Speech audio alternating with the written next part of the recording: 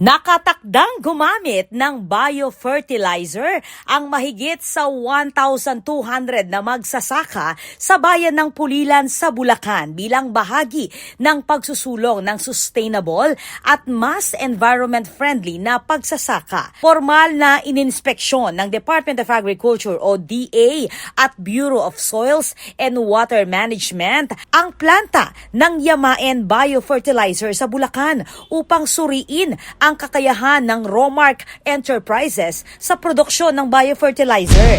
So actually po ang biofertilizer is naglalaman po siya ng mga microorganism kung saan ito po ay nakakatulong sa ating soil.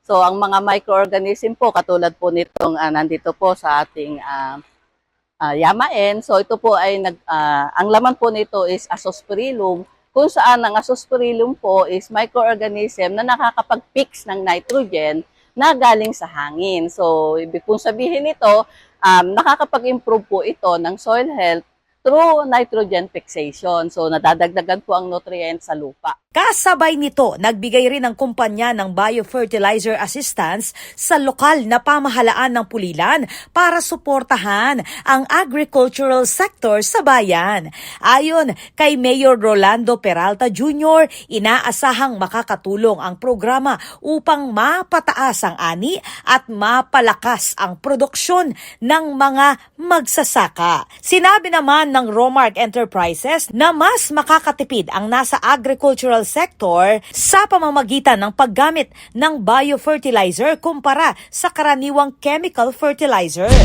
Yung farmer, kailangan niya ng nitrogen sa soil, pero ang ginagamit niya is more of inorganic nitrogen. Bumibili tayo sa labas and we have to spend for that. Ito ngayon, gumagawa siya ng sarili niyang nitrogen sa soil. So, hindi na natin kailangan masyado mag-input ng nitrogen. If ever, fractional na lang yung amount. So, another advantage of this is, reproducible siya. Gumagawa siya ng sarili niya for as long as nandun yung organism. So, hindi na natin kailangan masyado maglagay ng bago. Matagal nang isinusulong ng DA ang paggamit ng biofertilizers, liquid fertilizers at soil ameliorants bago pa man sumiklab ang krisis sa Middle East nitong February 28 na nakaapekto sa global supply chains. Ako po, Patricia Mamangon para King News Force Pampanga. Balitang tutuking Balen, susuyo.